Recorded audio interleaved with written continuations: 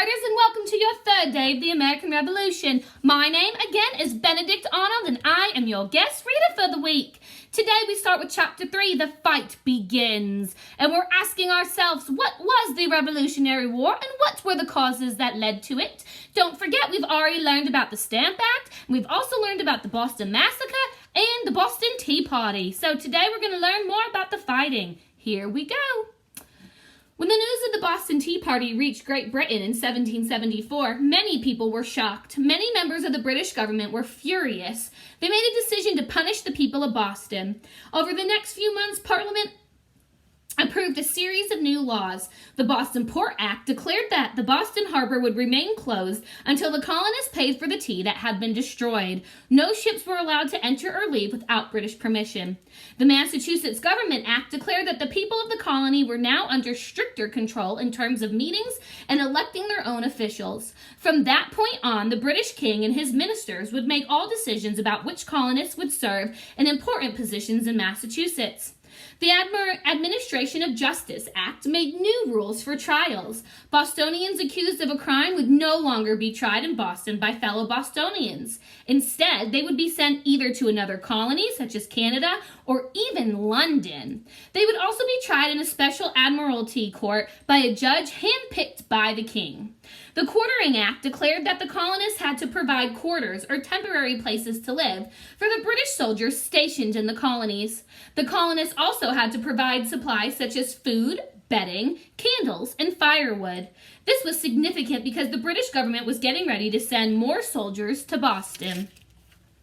The people of Massachusetts were very angry about these new laws. How could they make a living if goods could not be shipped in or out of Boston? And how would they get a fair trial if they were sent to faraway courts? And how could they trust the government if all the top officials were selected by the king?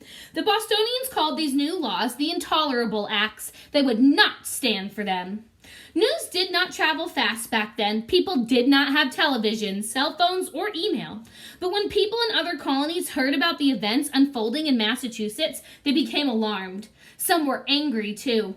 They thought the same could happen to them. 12 of the 13 colonies decided to send representatives to a meeting in Philadelphia, Pennsylvania, known as the First Continental Congress. The First Continental Congress met in September 1774. Of the 13 colonies, only Georgia did not attend. Complaints and grievances. The 56 members of the First Continental Congress drafted a list of complaints and grievances against the king and his government.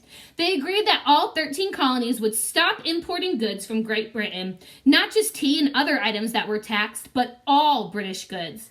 They also agreed that unless Parliament repealed the Intolerable Acts, the colonies would stop exporting colonial goods to Great Britain. Some colonists began to think a war was unavoidable. They thought it was time to start stockpiling muskets and gunpowder.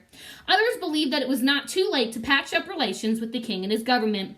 Representatives from Virginia debated this issue in March 1775. Several representatives argued that Virginia should do whatever it could to keep the peace and restore good relations with the king. But others felt that it was too late for that. A country lawyer named Patrick Henry proposed that it was time to stop talking about peace and to start fighting for liberty. Gentlemen may cry, peace, peace, but if there is no peace, the war is actually begun. Our breathing are already in the field. Why stand we here idle? What is it that gentlemen wish? Is life so dear or peace so sweet as to be purchased at the price of chains and slavery? Forbid it, Almighty God. I know not what course others may take, but as for me, give me liberty or give me death. Many people in Massachusetts agree with Patrick Henry. They were organizing militias, stockpiling guns, and preparing to fight. Some of the Massachusetts militiamen were known as Minutemen. These special troops were created to be ready to fight at a moment's notice. The British government knew that these preparations were underway. In response, they sent a large army to Boston. British generals were told to confiscate any weapons they could find. They were also told to find and arrest the biggest troublemakers among the Sons of Liberty, Samuel Adams and John Hancock.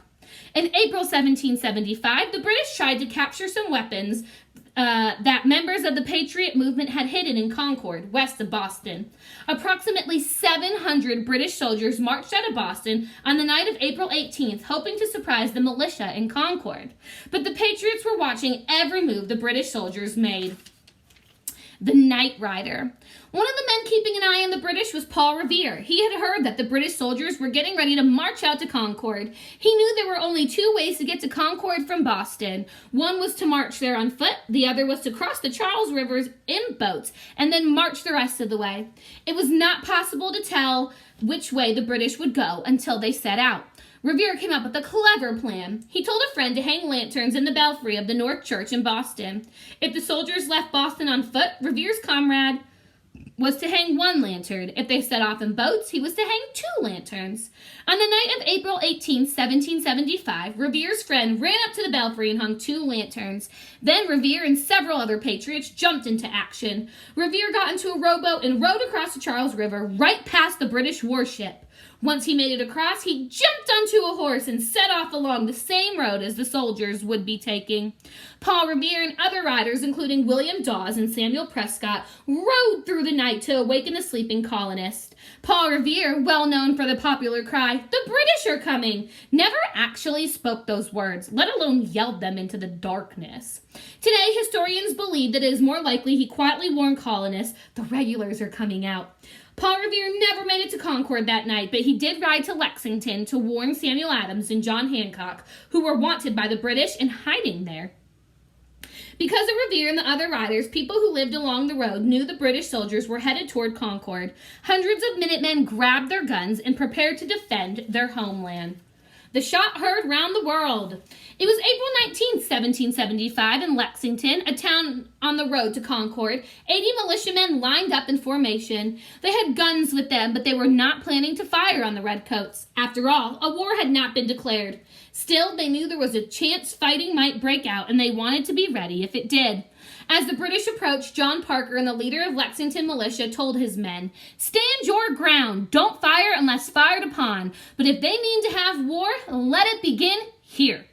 A British officer told the armed men to go home. According to one report, he shouted, "Lay down your arms, you rebels." However, as the militiamen were turning to go, a shot rang out. Who fired that shot? Even today, nobody knows for sure. The British soldiers thought the militiamen fired it. However, Parker and his men said later that they did not. The shot may have been fired by someone who was not part of Parker's militia. He may have been firing into the air to sound an alarm. In any case, the soldiers thought they were under attack. They fired a volley, and in a matter of seconds, guns were flashing and smoking on both sides. 7 members of the militia were killed in Lexington that day, and 9 more were wounded. On the other side, only 1 British soldier was wounded. Next, the British soldiers marched on to Concord. They searched Concord and found a few cannons and some musket balls. By this time, word of the fighting was spreading rapidly. Hundreds of men made their way to Concord, ready to fight. One troop of militiamen met the regulars on the outskirts of Concord at Northbridge. The British fired. The militiamen fired back. Soon the British commander decided to march his troops back to Boston. However, as the British soldiers made their way back, militiamen shot at them. The militiamen hid behind trees and stone walls. They fired on the British soldiers, 1 or 2 at a time. By the time the British made it back to Boston that night, 73 soldiers had been killed and another 174 had been wounded. As for the colonists, 49 had died and 39 had been wounded. The colonists had stood up to the British, and the British had failed to capture Samuel Adams and John Hancock. There was no going back now. The Revolutionary War has begun. Georgia stays home. Georgia was the only colony that did not send representatives to the First Continental Congress that met in Philadelphia in 1774. Though Georgians also opposed British trade regulations, many hesitated to join the revolutionary movement that emerged in the colonies. Many Georgians believed that they had prospered under royal rule. 2 very important patriots. Samuel Adams. In 1765, Samuel Adams was elected to the Massachusetts Colony Assembly and became the leader of opposition to the British government. As a delegate to the First and Second Continental Congress, Adams fought for colonial independence.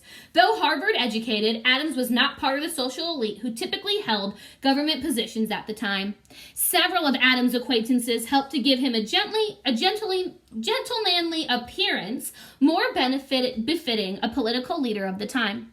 For his first trip to Philadelphia, one friend provided him with financial assistance, and another gave him the outfit he had worn to the meeting. John Hancock.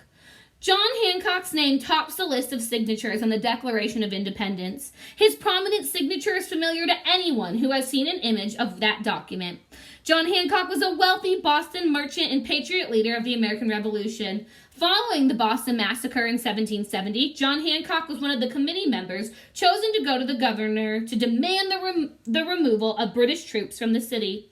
At the funeral of Crispus Attucks and other victims, Hancock delivered an address that led to the order for his arrest. And that is your chapter for today, friends. Tomorrow, we will work on chapter 4. Do not forget to go onto Google Classroom and work on your assignment for the day. It is due by 8 p.m. if possible. Any questions, please let your teacher know, and I will see you tomorrow for our last day of reading for the week. Bye-bye.